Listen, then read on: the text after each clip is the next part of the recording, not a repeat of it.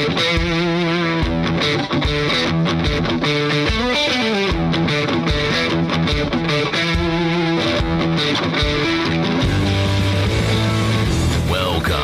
to the Fantasy Footballers DFS Podcast, coming to you from pristineauction.com studios with your hosts, Jake Ciely, Chris Meaney, and Joe Holka.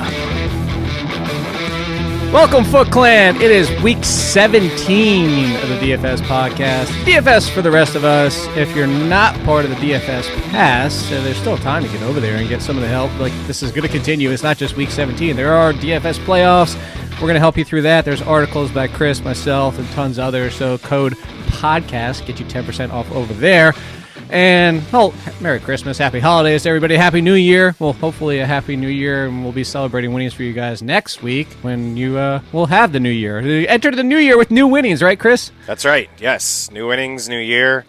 Week 17, a bloody mess, but I love it. I really do. And you're right. I mean, you and I are still going to be contributing to the DFS Pass. We're still going to be doing these shows, and there's actually nothing better, in my opinion, than DFS playoff, like playoff DFS, because it's just condensed. The schedule obviously is a little bit tighter, and it's playoffs, man. It's playoffs. Playoffs, yeah, and you can be smarter about it.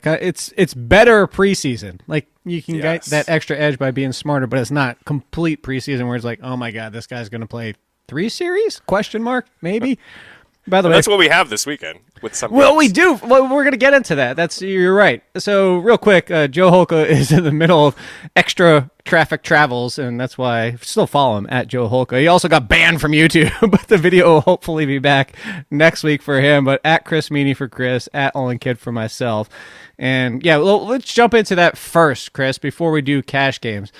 Let's bring up a couple of the teams that, we'll kind of touch on them as we go through. But so we know Buffalo's locked in. We know that the Vikings are locked into the 6th seed in the NFC. And then it sounds like Houston's going to play a little bit, but probably not into the second quarter. And then you mentioned this before we came on the show that Sean McVay is talking about resting his players. The Rams just got knocked out themselves.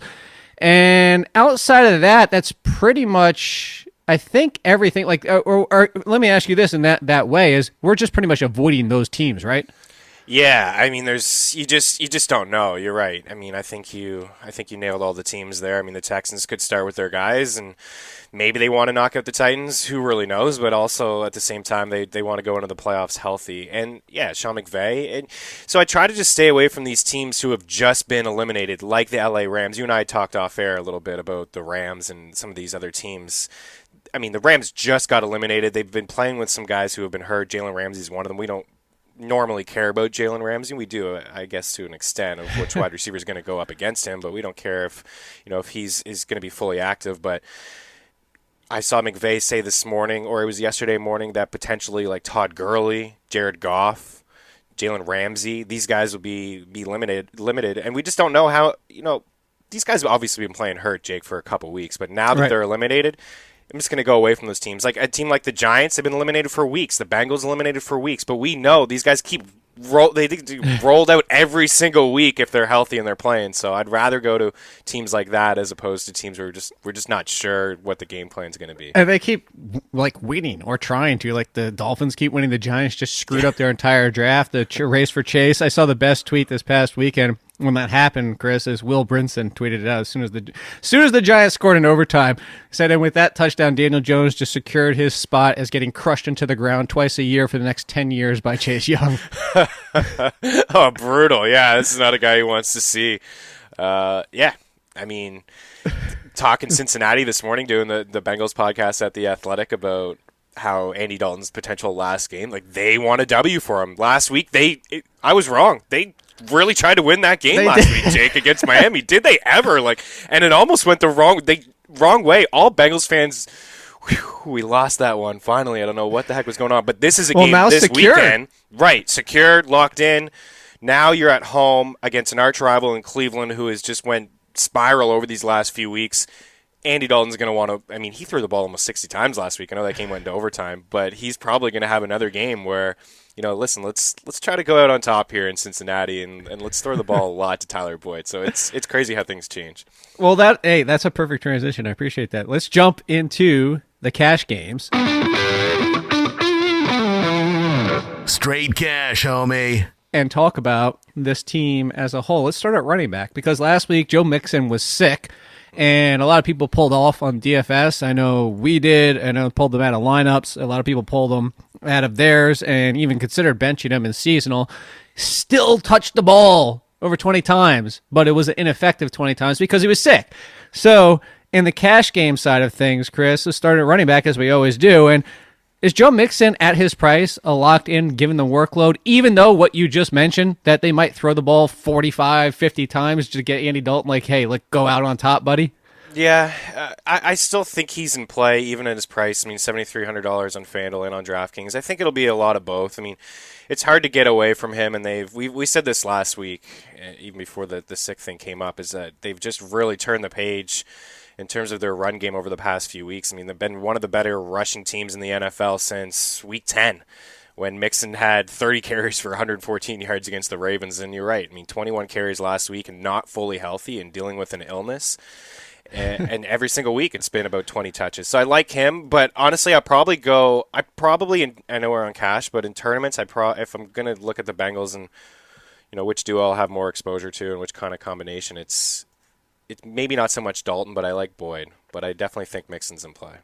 Yeah, I think so as well. So, and real quick, let's stay in this division. Actually, you know what? Let's switch to the other side of the game real quick, and then we'll stay in the division. The other side of this one, Nick Chubb and Kareem Hunt. Hey, it's time to face the Bengals, and all you do is run on the Bengals all year long. Kareem Hunt has been the safest of the safe of the safe. It's basically, double digits, but no ceiling. So Nick Chubb or Kareem Hunt, because Nick Chubb has the price tag, and something we've talked about for the past few weeks is he's essentially turned into Derrick Henry, but he is facing the Bengals. But Kareem Hunt, if you're going for are either one of them in play for you in this game? Honestly, no, not really. Just because of what I talked about with some of these teams that have just completely checked out. I just don't know what to expect. I mean, I guess Nick Chubb will get 15 carries because he seems to get 15 every single week. Yeah, maybe, but maybe not. Maybe Freddie Kitchens is like, you know what? You had a long run. You've been great for us all year. I mean, you're flirting with 300 rushing attempts. You got 1,400 yards. Maybe he says take a seat. I don't know. Maybe I'm overthinking it, but it's Freddie Kitchens. No, that's this is a situation I just don't. Yeah, I don't really want a part of. I mean, Kareem Hunt could get in there and just all of a sudden get 10 to 15 carries. Who knows? I just don't know. Even though he's coming off the game with 2 carries and 4 the week before, I would assume it's Chubb. But I'm not spending $7,500 on Nick Chubb this week. No, and that's 100% the concern. And like you just said, we're not talking tournament really yet. We're going to keep touching on it, I think, because this is what this week lends itself to. But also, we're not talking wide receiver yet. But something I said to you before the show, to go back to that Ram situation. On the flip side of it, is I'm not touching Christian Kirk because I'm not touching anybody that's banged up and playing in Week 17. Because what if the team, unless they're playing for something like Derrick Henry, which we'll get to in a little bit, but what if the team's like, you know what? Yeah, you don't look 100%. Why are we going to risk you getting things worse into the offseason and heading to the offseason with needing surgery or anything like that? So in this game, to go to the tournament side of things, I might think Kareem Hunt in a tournament, because what if, to your point, do they say, all right, Nick, you got a few carries. Let's just lean on Kareem Hunt for the rest of the game, and all of a sudden Kareem Hunt gets 20 touches. Yeah, it's absolutely possible that they could just turn the page with some of those guys. I think you could really make a case for anyone in tournaments, honestly. I mean, you pretty much could. Everybody's in play. You could make a case for almost anybody in tournaments besides the guys who are like Zach or Lamar Jackson. Yeah, Lamar Jackson, who's not going to play. I think you kind of can. But if you're a cash game player, this is where it gets tricky. And honestly, in the article this week at the Footballers, this is the fewest amount of guys that I've written up for cash. I usually try to go, 6 backs deep, 6 or 7 wideouts, 3 or 4 quarterbacks. And I play a lot of cash, and this is a week where I won't play as much cash, but when I do, it's going to be like one or two guys. That's it. Like one or two running backs, one or two wide receivers that I'll have in most of my lineups, and a couple quarterbacks. So yeah, I tend to stay with it. Like Robbie Anderson. Is Robbie Anderson going to play this week because he needs a new contract and he's dealing with a calf injury? Maybe he doesn't want to. And that's the thing is like, get that. But he's going to be playing against backups if he does play. So exactly. It's like, do you play him? Like Le'Veon Bell against backups. Hey, could be the game we've been waiting for all year long. See, by the way, I told you on Twitter, people kept saying you were the Le'Veon Bell person. I told you. It's funny. I went back and looked at the first couple weeks, and because you're the host, it's kind of unfair. You've actually brought him up the most, but it was Joe and I who were back and forth on and debating to play with him. I mean, his last 2 weeks probably his best, but the efficiency is not there. But it is interesting that Lev Bell is in the 5K range at this point of the season. I mean, what a bust he's been. So I legitimately, I bring up. Yeah, it is. The host has to. I have to bring up everybody. Well, Joe and I bring up our guys, and they're just like, "Hey, what about Lev Bell?" And I think we get sucked into it. It's like, yeah, Lev Bell, you know what he can do, but yeah, I still think actually he's going to be on a new team next year. But we'll you do talk about that, I guess. Yeah, that's a whole other. But what I mean is he 5'8" on DraftKings might be. Stop trying to talk me into it, Jake. No, I'm not. I'm just bringing him up for the fact of what you said. Look, at 5'8", he backs into 2K or 2-time value. Like that's just last week he had 2-time value against Pittsburgh, 13.3 points. Yeah, so, he was 5'8" then too. I know. I mean, he's got 46 carries and 50 touches over the last 2 games. I mean, the opportunity has always been there for the most part. There was a stretch in the season when they were dealing with third-string quarterbacks, and I'm going to get sucked into playing Lev Bell for the first time this year. Amazing. I bring him up all the time, and I never play him. I know. Yeah, I played him a couple times, but yeah, he's never. Hey, Chris, he hasn't been in the cash lineup for. You want me to add one more thing to him? Yeah, I do. Yeah. His only 20-point game of the season. Buffalo. Week 1, Buffalo. Yeah, he caught a touchdown pass in that game. I think honestly, early on in the year, that's the first couple times I played him. Was when he was catching passes. Look at those first 2 games with a healthy Sam Darnold. He had 19 targets.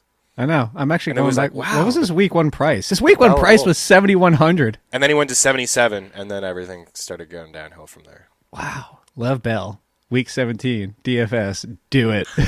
Everyone's rolling their eyes at us right now, especially me. Oh, it's just. But hey, look. It's kind of your point about and he's not necessarily going to be chalk. Actually, Fanshare obviously is not 100% updated. And I say for them because there's like late, what's the word I'm looking for? Late movement because there's not a lot of people that have already been setting their lineups through Christmas. It's the middle of the week. But Lev Bell, right as of now, is 7th on the projected ownership. So it seems a lot of people see that price and are thinking along these lines. Yeah. I'm not going there. I got to tell you, I have the two we'll kind of jump around here in a different way, Chris. I have the same 2 running backs on both sites, on FanDuel and DraftKings, because I'm trying to aim for situations to your point of ones we trust, ones we know we're going to be out there, and there's 2 for 2 different ways. Both of them, I got to give you a little hint here. Both of them are going for the number 1 seed in the NFC. Mm-hmm. One of them has a banged up backup. Yeah. And then the other one just finally had his second best game, or actually potentially his best game of the year, depending on where your scoring is. And that's Alvin Kamara against Carolina. Nothing gets better than that. Nothing's finer. And then Aaron Jones against the Lions with potentially no Jamal Williams. I immediately tried to find a way to get both of them in my lineups. Yeah, those are in the Cash Game article. Those are great calls too. We mentioned Alvin Kamara last week. For those, I think we got a couple tweets of people thanking us. Yeah, because when I brought him up and I asked you where the ownership percentage was, and I swear you said like in the 30s or 40s. Yeah. And in the Mayo contest with 5,000 entries, I played him and he was 2.4% owned. Alvin Kamara at $7,500.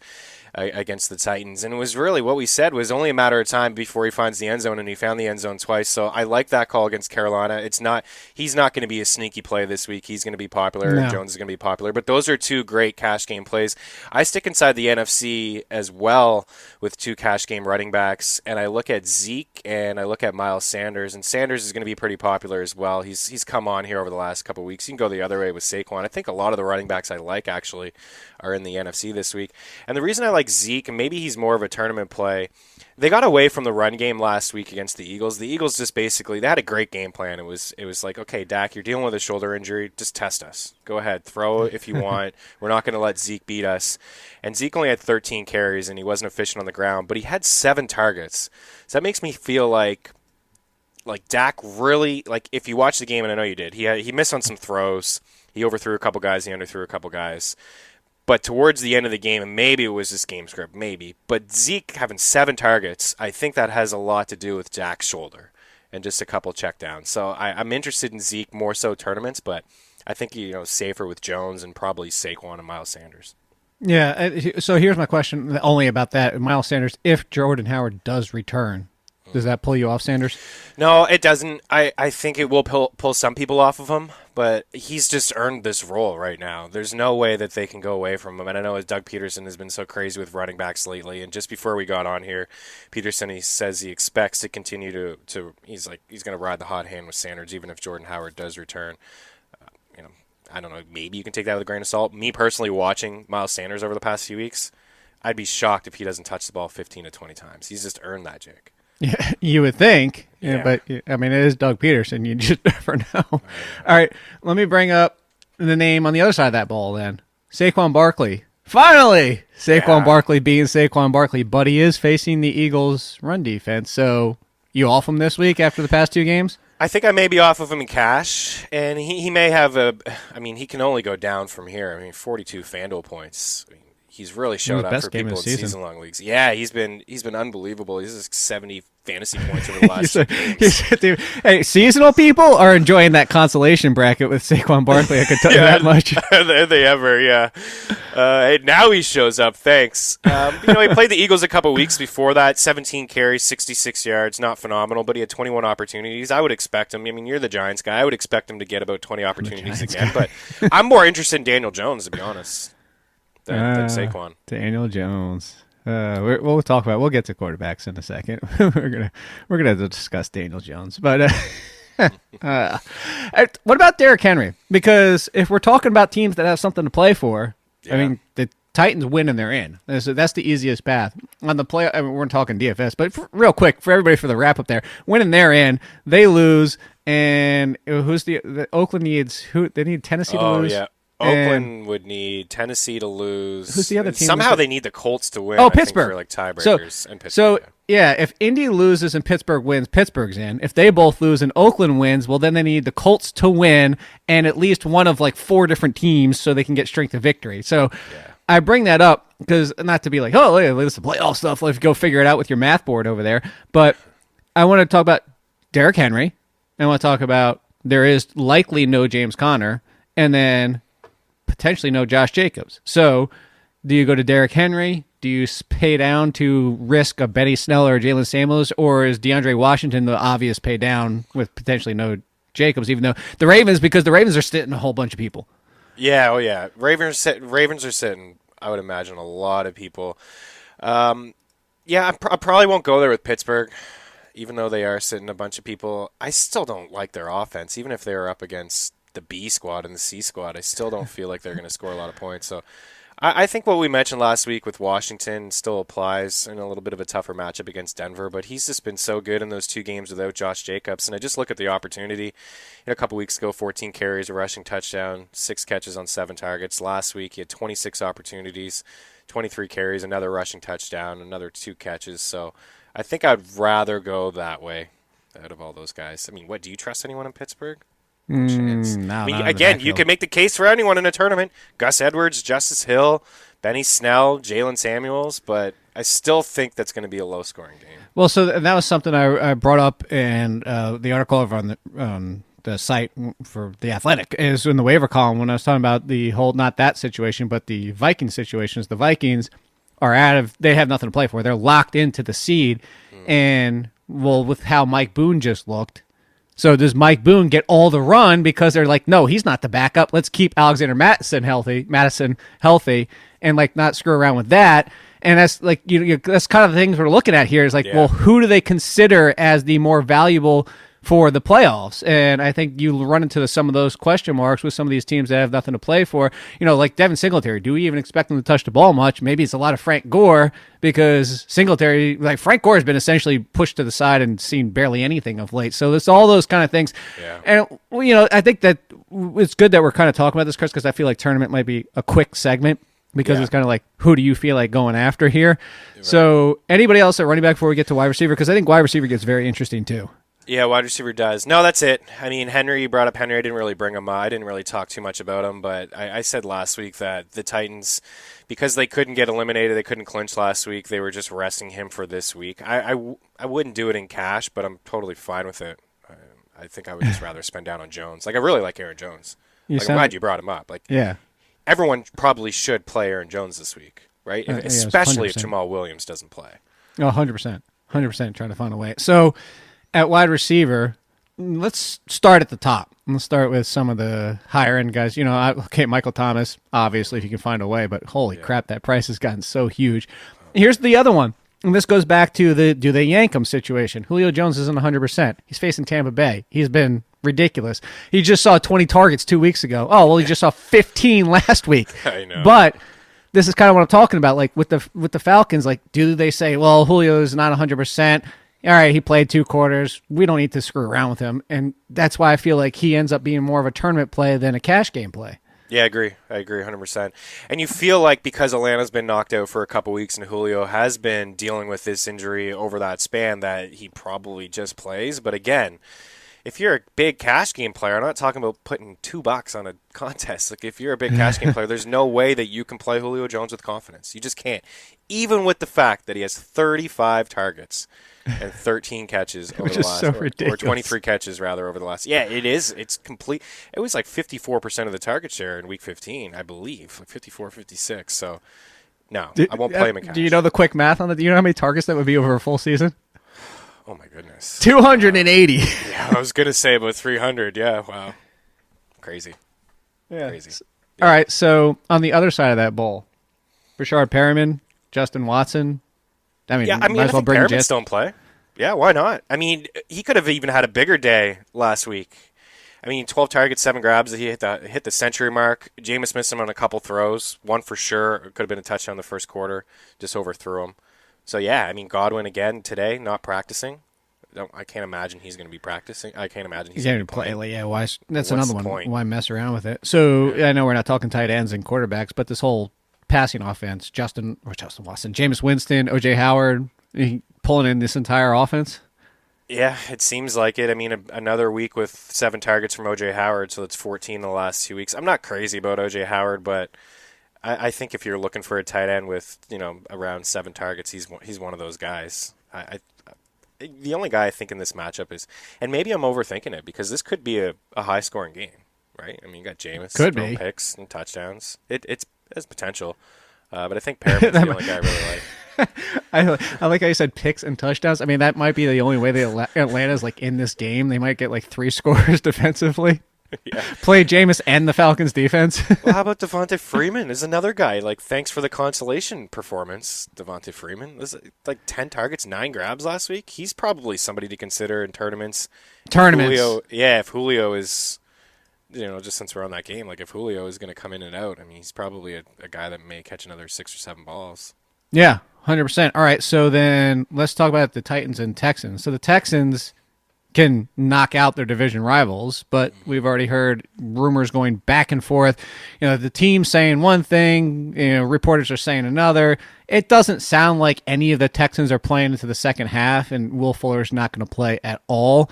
But because the Titans have something to play for, we find a way to get A.J. Brown into the lineup despite hey, I was just saying, I few victory laps occasionally, and he still had it because of the rushing and got 14 points. It wasn't bad. Rushing. Yeah, but A.J. Brown, and that's why I bring it up only for something else when we talk wide receiver in a second here. But A.J. Brown has to find a way into our lineups, right?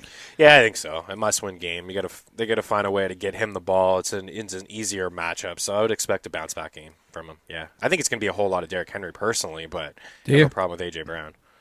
Yeah. We'll say Ryan Tannehill for a second. So the one I was going to say is because of that matchup, I want to jump down to Carolina, and it sounds like DJ Moore is going to miss the final game. I can't touch, and this is why I'm bringing it up, I can't touch Curtis Samuel against Lattimore, even with the volume potential here. With the quarterback situation of Will Grier, Lattimore, and the reason I brought up A.J. Brown last week, and you'll remember this on the show, is 2 targets, 1 reception, because even when he doesn't see Lattimore, Jenkins is only going to see more snaps again this week now. Yeah. And that secondary is now legitimately a major concern. I don't care if you're the only option or not. Yeah, agreed. Yeah, no chance playing Curtis Samuel. He's not even coming at a discount. I mean, on FanDuel, he's $6K. So he's a little bit cheaper, I guess, on DK. He's $4,900, but no, I'm not going there. I don't like Carolina. Carolina is one of my teams I just cross off. I'm not playing. And just altogether, even Christian McCaffrey? Yeah, no, I'm not interested. Well, is he on? Is he potentially got any records to set or anything like that? I don't think so. He needs 67 receiving yards to get the 1,000. I mean, I'm not. Well, now he's going to get that for sure. Like he's gotten that almost every week. I mean, 15 grabs. 119 last week. I know, it's nuts. 15 for 119, 8 for 88, 11 for 82, 7 for 58, 9 for 69. It would be nuts to think that he won't get there. And I'm not saying he can't have a good game. I mean, it's Christian McCaffrey. He's had like 1 mediocre game all year, and it came against the Bucs like 15 weeks ago. Yeah. All right, so Cortland Sutton against the Raiders. That's another one I'm looking at. Call. Yeah. You like it? Yeah, I like that call. Oakland Raiders stink. This is a good, nice little bounce back for Sutton. Like his price too, it's decent. And similar to your point before, Denver hasn't had anything to play for weeks. It's not like they're we got to bench Sutton. There's no reason to. All right, so before we start to get to the pay down, because I know we have some very similar and very fondness, whatever that word might have been that I was trying to come up with there. Some players that we do like to pay down for. Anybody else up in this range of the 6, 7, 8,000? Not really. I see. I'll bring it. That's the one. Galladay. I thought about Galladay, but then I'm like, the Packers defense has been pretty good pass wise, and then Galladay's been banged up at times, and what if they're just kind of like, you know what? Let's not mess around with Galladay anymore. Yeah. Galladay's off my list in cash. I think you can do it in tournaments, coming off a pretty big game. We had 12 targets. The efficiency really hasn't been there. He basically only catches half the balls thrown his way over the past few weeks. But, yeah, not for me in cash.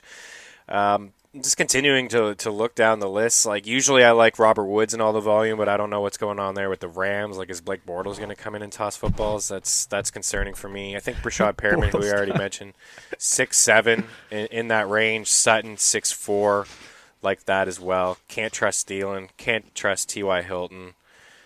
Cole Beasley, normally I would like him. Can't trust him. Don't know how much he's going to play. What about Michael Gallup? Again, can't trust him because of Dak. But he's coming off a big game. I thought about Michael Gallup, and I was on Michael Gallup last week. But now I'm like, I don't know. First of all, people don't realize the Redskins' pass defense has actually been pretty good, mostly because of the quarterback pressure, and then the benching and the time ending of one of the better corners that used to be, Josh Norman, has actually been a good thing for this defense. Yeah, it has. Which is crazy. It's just that's what happens. I told you this. That's what D'Angelo said. D'Angelo said it's even better than running back. Have 2 or 3 great seasons at a corner, and you're going to get paid, and you don't have to be good again. Nnamdi Asomugha? Yeah. There you go. Remember when he was going to be the best ever? Yeah, the best ever. Yeah, and the Eagles acquired him, and he was awful, man. I think his last year in Oakland, nobody threw his way, so we didn't really know how good he was. He had that one big season with all those picks, and then in Philly, everybody threw his way, and on purpose. Speaking of Philly, Greg Ward, $4,700. Hold on. I know. Yeah, hold on. I know. I'm getting ahead of myself here, but I've scrolled down. I don't like anyone in the 5K range. I don't think. Well, but that's because you scroll down too far. Because I did want to talk about 2 players against each other in the same game. Right. Devontae Parker has been a beast. Yeah, he has been. But Stephon Gilmore. I know. And the Patriots have something to play for. Which, on the flip side, is why I bring up Julian Edelman, banged up, something to play. That's yeah, exactly. Do you touch Parker or Edelman in this game, or are they tournaments because of what we're dealing with? Yeah, tournaments because of what we're dealing with. Yeah, there's potential.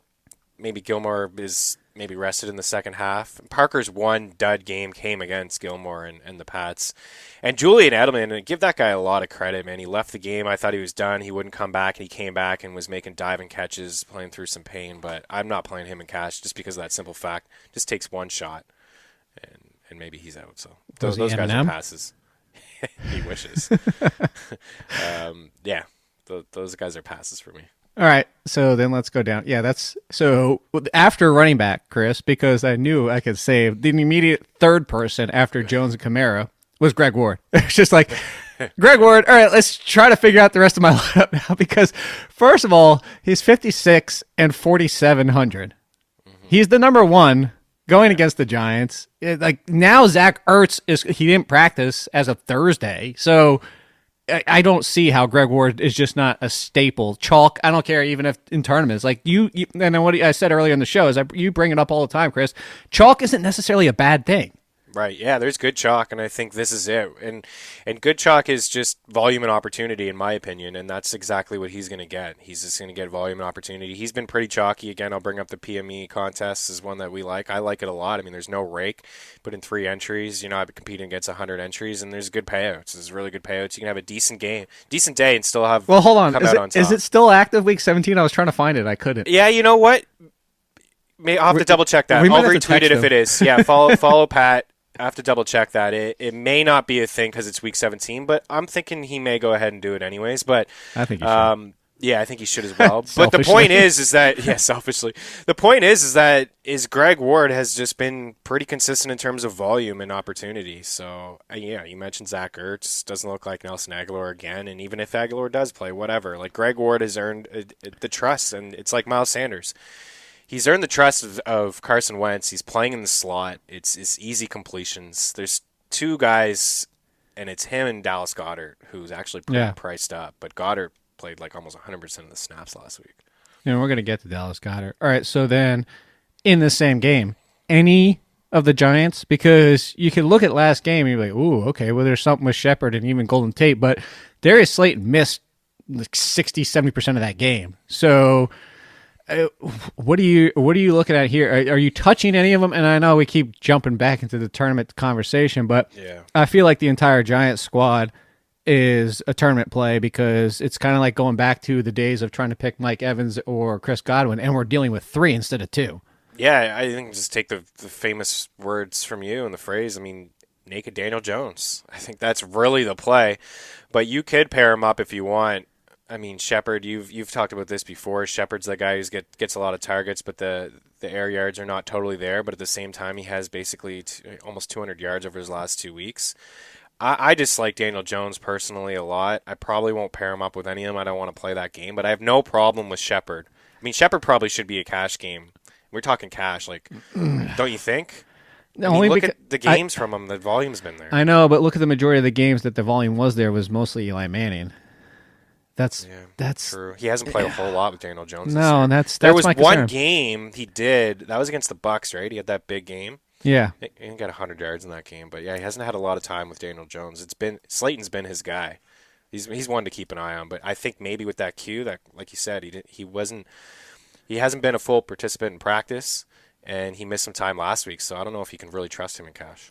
No, I do like it. If I was going to pick any of them, it'd be Shepard. In cash, it would be Shepard for cash, and that would be a different pick for tournament, which we'll talk about here in a second. No, Ronald Darby. Darby's not playing. Yeah, no Ronald Darby. So I don't know. That might be good or bad. Initially started off as that defense looked like it was rebounding, and then all of a sudden it just went to crap. Good. I'll tell you what, it's not good. So anybody else? Because there is one more team I do want to bring up, but I'm going to see if you bring them up by yourself. So before Indy Jags, staying away from that game. Even Zach Pascal with no T.Y. Hilton. You got to assume that T.Y. Hilton's not playing Week 17. I guess. He hasn't. Even if he does, this is another one where you got to assume he comes out. So do we go with Zach Pascal, which the Jaguars' defense has been exploitable to death over the last couple of weeks? Yeah, you're right. It has been. Probably a tournament thing for me, but $4,800 is hard to ignore, especially if T.Y. is going to be out. I think that the Colts are going to go another way with Jacoby Brissett. I don't think he's their guy, so maybe this is one last go for Jacoby to try to prove himself. Maybe he throws the ball a little bit more. Yeah, that contract initially looked good. Yeah, it did, but not so much of late. Yeah, he's really kind of He's fallen off over the past few weeks. I kind of feel like that, and I'm not trying to like pimp the D'Angelo Williams show, but he always talks about backup quarterbacks and say they always, usually, more often than not, look great initially because they got nothing. There's no pressure on them. They just come in and do whatever the hell they want because they're the backups. And then if they look great, they potentially get a new contract. But once the NFL sees some of you, gets a book on you, learns how to stop you, and you have limitations like Jacoby Brissett, maybe all the talk earlier in the season where people were like, oh, he's practiced so well, he's looked so good, and blah, blah. Maybe it was just, hey, this was a full Jacoby Brissett, and now the NFL's seen full Jacoby Brissett, which is still a limited Jacoby Brissett. I just said his name like 16 times. He did, yeah, more than I thought we would say all show long, but I mean, now we might not mention his name in 2020. I think it's fair, and it's a good show to talk about for those who haven't listened to you and D'Angelo. It's good. I appreciate that perspective from football insight. It's good. So the one more that I wanted to bring up was on the Washington Redskins. And it's not Terry McLaurin. Okay. Because the number one wide receiver over the past 2 weeks in targets and production has been Steven Sims. 21 targets. That's another one you just can't ignore. I like the call. The price is it's nothing. If you're looking to say if you're trying to do the Jones Kamara thing like I am, and it's now you can do Jones Kamara a lot easier on FanDuel than you can on DraftKings. But if you're trying to do it and you need to save somewhere, I kind of feel like that's where you consider going. 4,700 on DraftKings is awesome.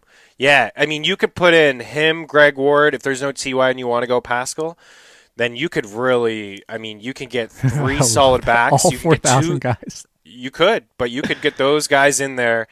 And then, like you said, I mean, the 2 backs that you like in Jones or you want to go Zeke, or, hey, if you want to go Barkley, Kamara, or Michael Thomas, Julio, like you can do a lot with your lineup with those values. Somebody's got look the names that are here on DraftKings specifically. Chris Conley, because DJ Chark. Yeah, I assume that DJ Chark's not going to do much if plays at all. Yeah. So you got Conley, Amendola, Tyrell Williams, he's facing Denver, but still, like James Washington was Juju Smith-Schuster play, and he's facing the Ravens with potentially nothing. Christian Kirk, who knows? Steve Sims, the Zach Pascal, Deontay Johnson, Justin Watson, Darius Slate. Like the names in here, somebody is going to hit with like 2 of these names. Absolutely, yeah. And which ones is it going to be? Right? I mean, that's what we're here for. I like a lot of those names. Can I create a narrative for real before we move into the tight end? Yeah. You brought up the Andy Dalton. Do we consider maybe Larry Fitzgerald in his last heave-ho, but, no Kyler Murray potentially? Yeah, that's rough. And I would assume Kyler's not going to play. Right? Yeah. I don't think he's going to play. I think it's going to be Brett Hundley in there. Good thing, similar offense. Yeah, similar offense. I mean, Hundley's capable, I think, of just throwing 5 yards down the field to Larry Fitz. Maybe get him like the one ball. Yeah, one last heave-ho. I mean, he did have 48 yards and a touchdown last week. Yeah, interesting. If you tournaments, I was trying to create a narrative. Yeah, I think it's one that can be created, and I think this definitely will be his last game. Yeah. All right. So let's move to tight end. No Mark Andrews, so he's off. Yeah, he's off. Tyler Higbee, maybe. Well, to your point, and he's now priced so high. So I kind of feel like there's 4 names, and tell me if I'm wrong, Chris. I feel like there's 4 because I don't think we're going up for Travis Kelce. No. I mean, that's the tight end situation. If you can, but why not pay up at running back? So I feel like the 4 names are basically Noah Fant, Dallas Goedert, my boy Jonnu. Yes, like Jonnu.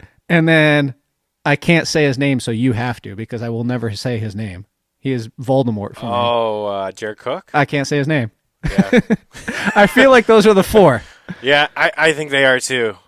Yeah, I think you're rolling the dice with Higbee. He wasn't in McVay's blurb of players who may not, play 100% of the snaps. But again, like the fact that he said Jared Goff, right? Bortles. I mean, it's kind of an offense that I want to stay away from, even against Arizona. Man, Blake Bortles is going to win somebody $1 million. I was just about to say he's $4,500. If Goff was just completely ruled out, then it's a different story. I would play Blake Bortles at 45. In cash, maybe I would too. Maybe I would roll him out there with Higbee or just play Bortles alone. Because at $4,500, all he needs to do is Brandon Cooks with no Cooper Kupp. Oh, yeah, Cooks. Thanks, Brandon Cooks, finally showing up another in guy. 16. Yeah, so keep an eye on that situation. And if Goff is, for whatever reason, inactive, not going to play, Bortles does become pretty interesting because he also has a rushing ability to him. And there's some weapons there on the Rams. If there's no Goff, if there's no Gurley, then maybe he throws a little bit more. Ah, man, what a mess that week 16, 17 could potentially be. So, like I said, there's only a few guys that I stick to in cash, but you can definitely make the case for a lot of these guys. I got one more. But I guess 5. We talked about it before. O.J. Howard. Oh, yeah. O.J. Howard, 4,300. And I think I would rather Jonnu at that price, 42. Save yourselves $100. But, yeah, I think he's in play as well. Okay. Goddard is a good play on DK at 49. It's just on DraftKings or on FanDuel, they've really priced him. Like he's aggressively. 64. I know. Yeah, that's I found a way to get him in, though. Sneak preview. Jonnu, 58. Fant, 56. OJ, 55. You're saving yourself a little bit of money on FanDuel with those guys. Yeah. All right, so let's talk about quarterbacks. And I got to go to DraftKings first because it's easier to get a quarterback on FanDuel, which is often the case. If I want to get Aaron Jones and Alvin Kamara, and I still want to get A.J. Brown, and I still want to get Dallas Goedert, you know what I have to do at quarterback, Chris? Daniel Jones. Robert Griffin III. Oh, mama. RG3. Would you do it in cash? Because it's in my lineup. I mean, like, what's the worst case scenario? He doesn't throw for any touchdowns, but he runs for 50 yards? I guess, yeah. We know he's starting. Yeah, he is starting, and he's 51. I mean, who's he throwing to? Miles Boykin. Yeah, I guess. I feel like Baltimore's game plan is going to be... Yeah, I don't know. Yeah, you're right. Actually, you know what you could do? You could do... Here's a tournament for you. You could do Robert Griffin with Nick Boyle and Hayden Hurst. Yeah, I mean, I could see that with the tight ends. I feel like this is going to be a game where they just honestly hand it off. To who, though? That's the question that they go back to. Is Gus Edwards going to sit? Yeah, or is right. it Justice Hill? Who's the backup that they value the most? Because Mark Ingram, let's be honest, he may not be ready to go. Well, so that was going to be my next one, is it might not be either of them. Yeah. Because of that.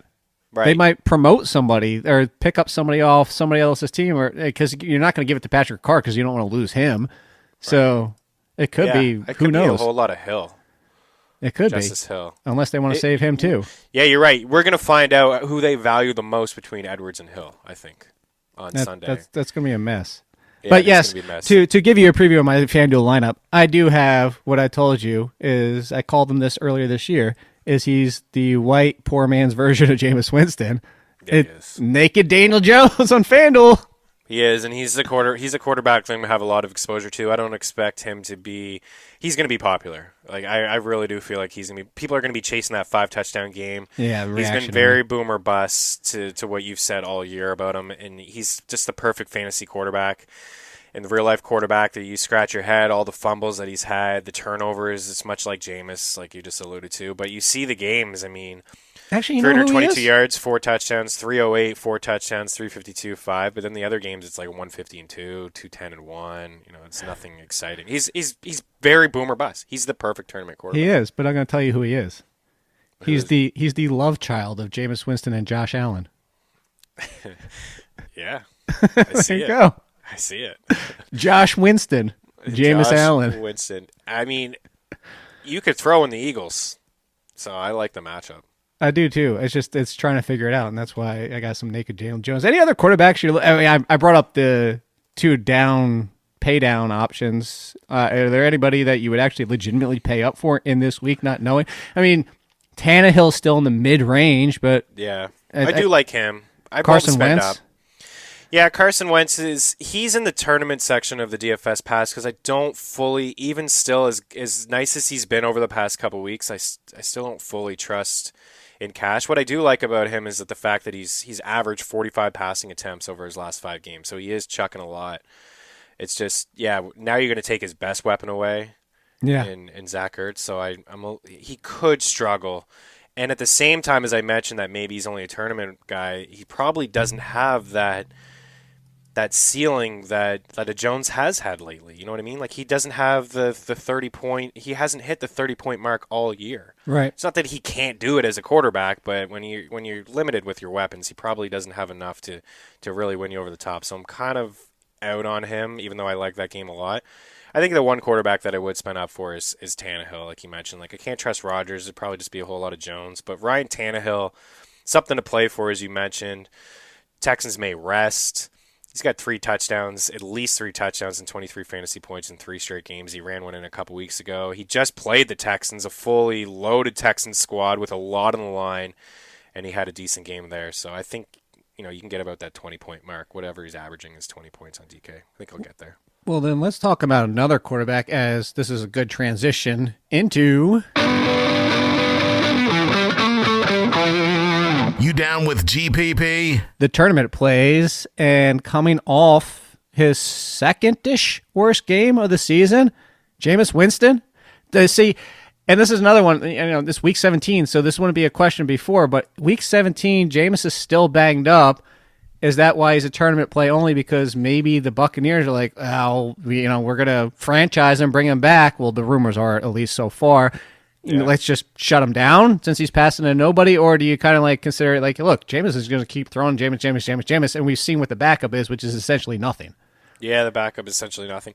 I thought, we've had this conversation, you and I, at the Athletic on the Throwback a couple times, is if maybe they will shut him down and they feel like, you know what, we like what Jameis has done. Yeah, he's been crazy with the football and the picks, but he's also done a lot of good things, and he's had a poor offensive line. And the run blocking has been really bad for, there's been a lot of question marks, but he's done a lot of good things too at the same time. So maybe they decide to ease back from him, but they haven't lately, Jake, right? I mean, he's thrown tennis balls for almost 3 straight weeks of practice. So it makes me think like he will play. I don't mind the price, 66 against Atlanta. I'd rather just Jones, I think. I'm just really focusing on Jones this week, but yeah, I don't mind Winston. So, is there really anywhere else to go? Where are you looking tournament-wise for quarterbacks? It. I mean, that's really kind of it. You'd maybe say like Matt Ryan against the Tampa Bay Buccaneers defense, with the fact that you do have to be concerned that maybe Matt Ryan, Julio Jones just end up sitting at some point. I mean, I don't know who else, because Josh Allen's not playing. Allen's not going to play. Baker's not 100%. Been great. Here's one for you. Actually, I do have one for you. I do have one more, because they haven't had anything to play for weeks, and the other team is going to be resting players and has already had one of the worst pass defenses in the league, and Mitch Trubisky against the Vikings. Yeah, Trubisky's not bad. Or Sam Darnold, if you're going that far down. Which would you rather go to? Yeah, I think I'd rather go to Sam Darnold just because I feel like his ceiling's a little bit higher. So I don't know. Mitch Trubisky does have 5 touchdowns in a game. Yeah, I know. He did. And who was that against last year? That was against Tampa? Yeah, he had the 5-touchdown game. Yeah. Yeah, I don't know. I'm off. Don't make me pick these scrubs. Yeah, really. Like, I just don't want anything to do with them. That's why I feel like Robert Griffin's a tournament and cash. Like, if you're just gonna, because you know how bad that could blow up in your face. Yeah, I wonder how much. Like, what do you think he'll end up with on the ground? Like, can he still Griffin? Run? Yeah. I put it this way: if I knew what the Vegas line was, that'd be nice to know. I would put his. If I had to set the over under, if I was Vegas, I'd set the over under at 34.5. Wow. Yeah. So you're giving him the respect. And no, that's probably, like that's the respect that he still has something left. Like if we were talking 3 years ago, I put the over under at like 57. Yeah. For sure, and that's the thing, right? I have RG3 in the back of my head, and that's what that's what we liked about him. He could extend plays, he can move around in the pocket, he could call his own number, maybe he rushes one in. Like that's all very possible, and they're going to let him go. I think. At the same time, I still think they're going to run the football, but he probably will have full reins to chuck a couple downfield or run, and and for RG3, he wants to have a good game too. Like. This is a big game for him. RPO for life in this game. Yeah, that's what I think it will be. Yeah, I'm not interested in RG3. Nah, I don't want. All right.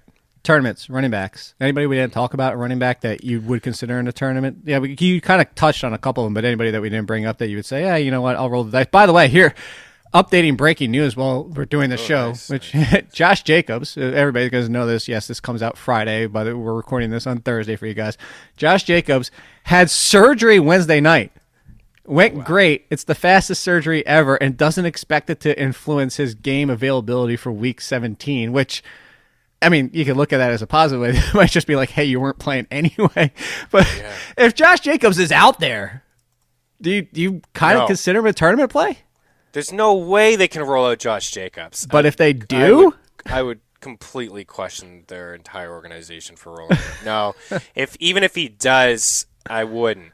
They're not playing him, Jake. There's no way. You can't play him. Dude had surgery last night. I look. Hey, apparently it was like a cleanup procedure. Man, I'm locking in Washington. Okay. All right. Yeah, well, no then chance. All these other backs. I think the one guy we didn't bring up, and you probably could play him in cash. I know. Get your thoughts. Kenyon Drake, another game with 20+ carries. He's doing it again. But it's against Patriots. Nobody scores touchdowns against them. No, it's against the Rams. No. Oh, yeah. See, there you go. I'm thinking freaking Dolphins over here. You're thinking he's still in the Dolphins and he sucks. This guy's on Arizona and he's good now. I mean, 22 for 137, 22 for 166.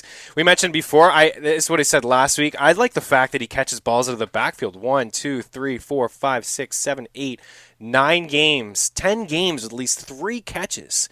And he hasn't been the full starter. I know some of those games with Miami, but he hasn't been the full starter in Arizona, like this full kind of workload, and just until recently. So I think against the Rams, they're resting guys. We don't know the status of the quarterback situation. We don't know if it's going to be Hundley. I mean, Drake's probably touching the ball 20 times. He seems like a lock, actually, to touch the ball 20 times. So do you put him in cash, too? Call. Yeah, I think actually I just kind of skipped over him in cash. I'm going to have to insert him in the cash lineup. I think I like him in cash. That's interesting. You got me questioning. I know Joe would Joe be here backing him up. Well, that's the one thing. Like Sanders is cheaper. You know, and other. There's a little bit more security with some other running backs. He's got the price for now. teams. Yeah, that's the problem. Yeah, it is that he has the price tag. But because here's the thing: is Lev Bell is cheaper. Yeah, I mean, hey, you brought him up again. I did. I'm trying to make up for you guys all in one show. He's 13. Look, he's 1,300 cheaper on DraftKings. I know. Where is he on FanDuel? FanDuel, he's 71. Yeah, 71, and Drake is 73. Yeah. Hey, Drake's finally gotten the respect of the prices here. He deserves a new contract with Arizona. He does. So, but that's the problem is David Johnson's got like 12, 13, 14, somewhere around there, dead cap next year, no matter what they do. So he's going to be back. I just don't know what role he's going to be in. All right, so Joe's not here, so let's bring up his boy. Let's bring up Lemmy. I know, Lenny. Fournette, questionable tag, means probably people are going to be hesitant to play him. Also because, who knows, does he play the full game? So is that why tournament play against the Colts?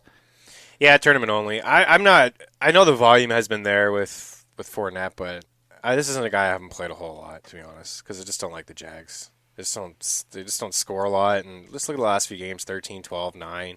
His big game, 18. He had one monster game in that range, but for the most part, this guy's averaging 13 fantasy points a game over the last 7 weeks. So I just don't trust him. And I don't trust Jacksonville. Yeah, I don't either. All right, then last one. Madison, if he's practicing and he's playing, do you consider him? Probably not. But if he is active, I mean, he's limited yesterday. If he is active, but this is, again, we go back to what you brought up earlier, and I don't want to get away from that. I thought you brought up a good point, is Mike Boone didn't look great. Right. And Madison has looked good this season. So I think it's in their best interest to have a healthy Madison in the playoffs. So then you play Mike Boone. Yeah, you know what? Boone is actually interesting in tournaments because he let everybody down last week. He was the most talked about player in season-long leagues. Nobody was picked up more than Mike Boone. It's all anybody talked about. Leagues were won and lost over Mike Boone, and if we have some new DFS players coming over here that just lost their championship on Mike Boone, I can guarantee you that they're not playing Mike Boone this week.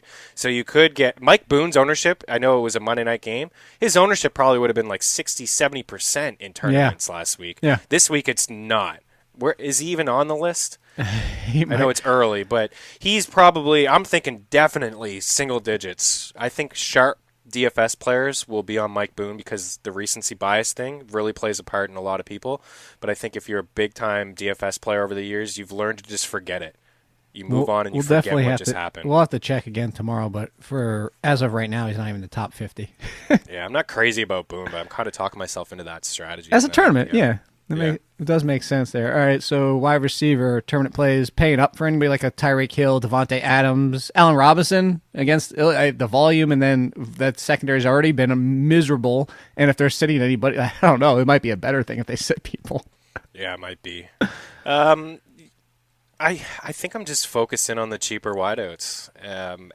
Go like stars and scrubs approach, like Thomas and Julio, and then like Sims and Greg Ward or Pascal. But no, I'm not going to Tyreek, not going to Edelman. I think Allen Robinson is a fine play, but I'm not interested. I think A.J. Brown, we already alluded to him. We already talked about him. I think he's fine. Tyler Boyd, moving down the price range. I think Boyd, too, as I mentioned with Andy Dalton.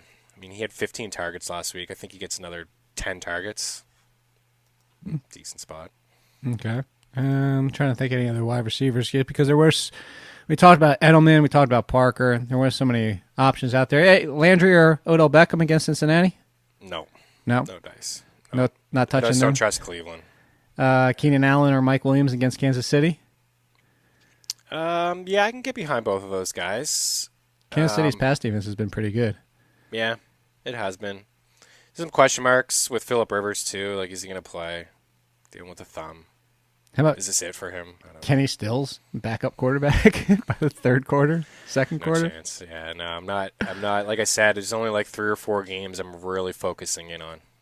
All right. Not playing those guys. So then tight end, anybody that we didn't mention that you consider in tournaments, Waller against Denver, Hooper against Tampa Bay, Henry against Kansas City, any of those that you would consider tournament-wise, or you just kind of similar to the wide receivers, like when you have this many options, don't overthink yourself.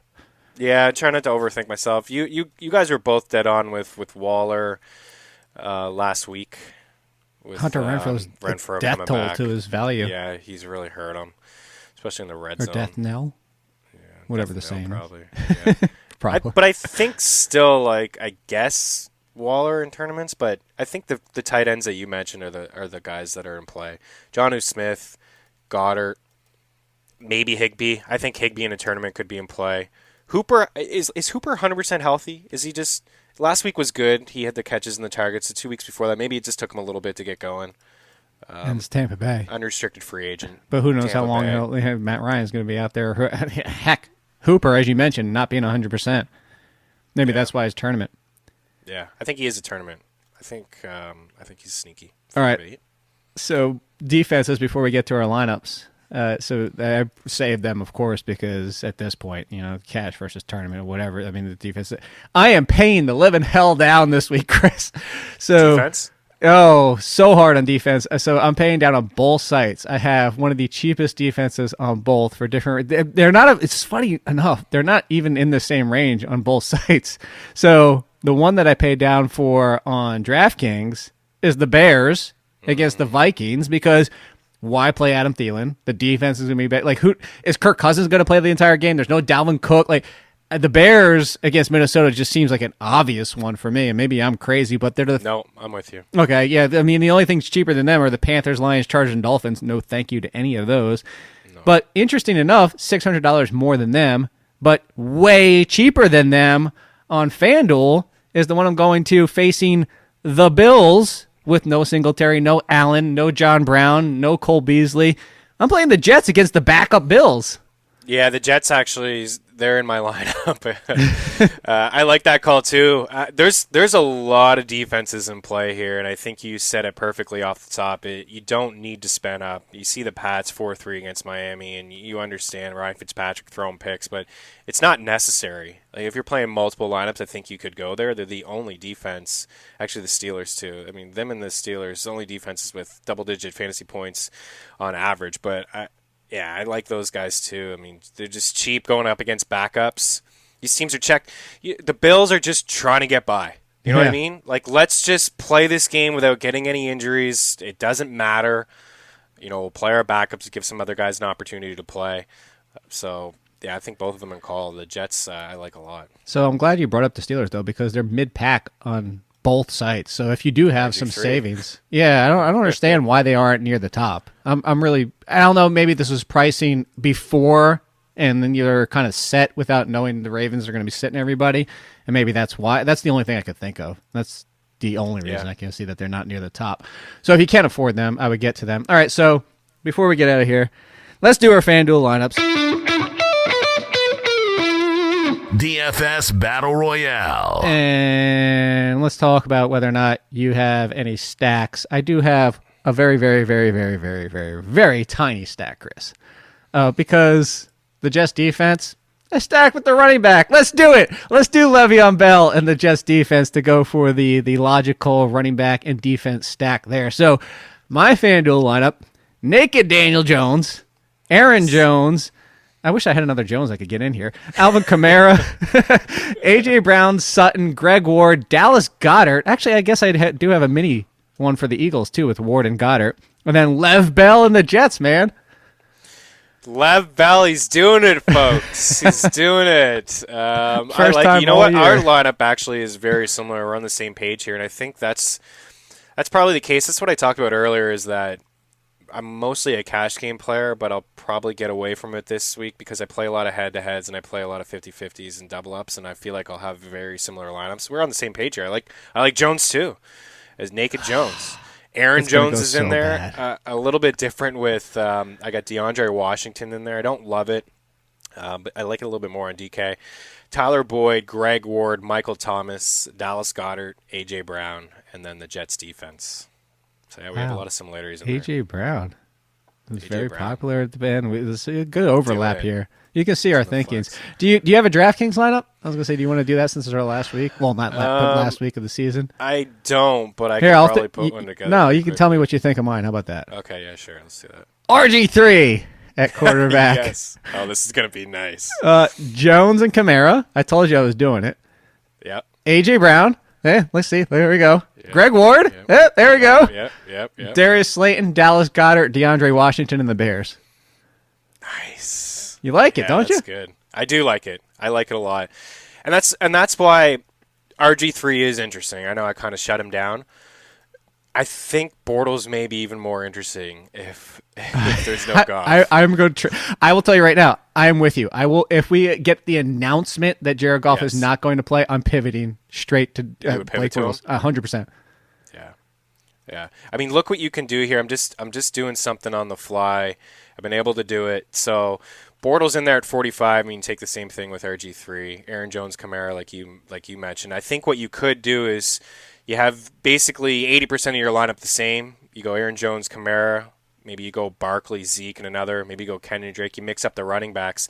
But I went real scrubs at wide receiver with Sims, Ward, and Pascal, and then Goddard at tight end. And then it leaves you 8-3 at your flex. I mean, you can get another guy. You can make some adjustments with your defense. Maybe you go Henry or Zeke.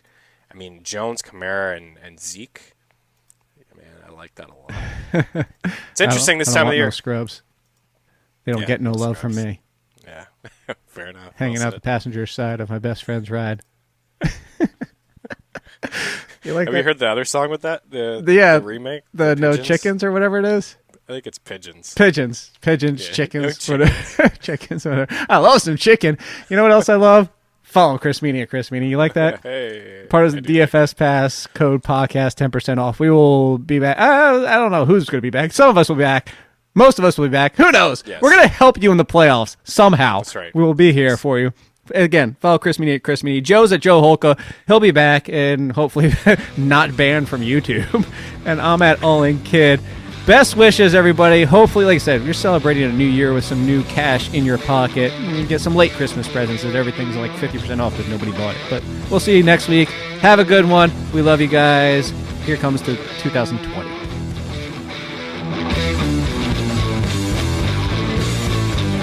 Thank you for listening to another edition of the Fantasy Footballers DFS Podcast. Don't forget to visit us on the web at www.thefantasyfootballers.com.